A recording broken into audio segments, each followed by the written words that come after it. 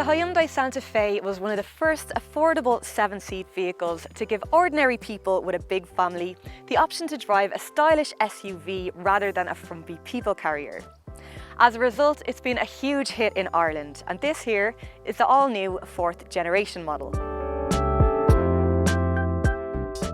But as demand for 7-seat SUVs rises, it's got a lot more competition these days, and not just from its deadly old rival, the Kia Sorento, but now from the Skoda Kodiaq, the Peugeot 5008 and the Volkswagen Tiguan Allspace.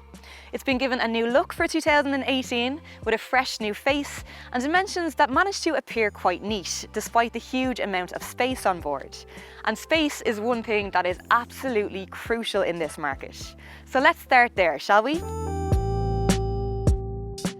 The boot, with the back seats folded down, is a very generous 625 litres. Now that is a generous load area by anyone's standards. It's also finished very well back here with noticeable attention to detail in the way the seats fold flush to the floor, and everything is just finished to a very high quality. Now you only get this amount of space with that back row folded down, because when you pop those seats back up, well, it pretty much disappears, and that is a common trait amongst all 7-seat SUVs. So you do kind of need to pick and choose which space you need and when. And that back row of seats is still really only intended for occasional use only. But let's check out what it's like back there anyway. It's easy enough to get into, and I would say it feels a bit roomier than both the Kodiaq and the 5008.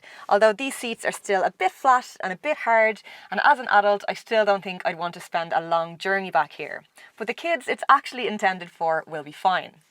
The middle row is a much more spacious and comfortable place to be, and in actual fact is one of the areas which the new model has improved on most, with tons of legroom in every seat, with no big transmission tunnel for your middle seat passenger to fight with. Unfortunately, unlike the Peugeot 5008, it still only offers 2 sets of Isofix anchors for child seats, but overall it's an extremely comfortable place to be. Standard equipment on the Santa Fe is generous, though it's far from the budget option these days. A starting price of €42,000 means it is now edging towards the premium end of the market. But in fairness, the features and finish on offer does reflect that somewhat. All models get the 7 seats, alloy wheels and roof rails, a leather-covered heated steering wheel, fully automatic air conditioning, touchscreen infotainment and parking sensors as standard. So you do get pretty much everything you need on the entry-level Comfort Plus. But if you want more bells and whistles, you can most certainly have them.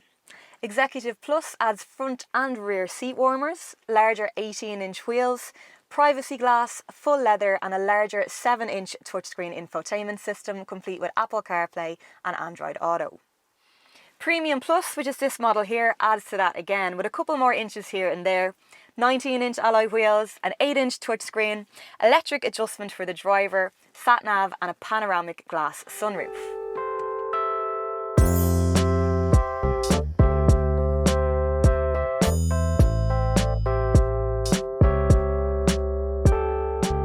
They're all powered by a 2.2-litre diesel engine, which is the same unit that powered the last Santa Fe, although Hyundai claim that they've managed to improve the fuel economy and refinement this time around. It pushes out 197 brake horsepower and can compare with either a 6-speed manual or 8-speed automatic gearbox, and is available in either 2- or 4-wheel drive. This is the 4-wheel drive auto. The claimed fuel economy for this model is 6 litres per 100 kilometres, and while it doesn't quite reach that, it does manage to get impressively close. I took a 600 kilometres round trip with 4 adults and luggage and managed to average 6.8 litres per 100 kilometres, which I thought was pretty good going. It's also an extremely comfortable place to be for a long journey. That higher ride height, the great seats, the quiet cabin, and mainly the massive feeling of space on board means that you get out as fresh as you did when you get in, and my backseat passengers even said the same thing. There's also an impressive range of safety features on board which can help take some of the worry out of the drive, and that includes things like lane departure warning, blind spot monitoring, active cruise control and even a safety exit system, which you might have seen in the ad, means that it will stop kids from opening the back doors onto oncoming traffic or cyclists by locking them when it senses them approaching.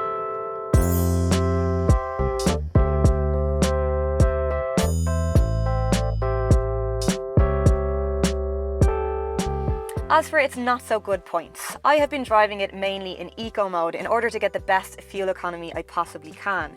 But sometimes when it's in that mode, the throttle response can feel a little bit dead while you're pulling away.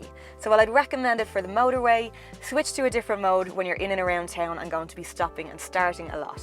Sport mode does help to liven things up there to a degree, once you're realistic about just how fast a 7-seat SUV of this size can actually pull away.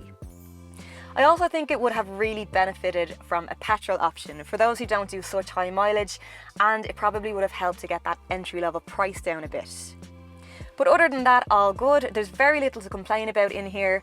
It's a very well put together cabin and a very well put together package in general.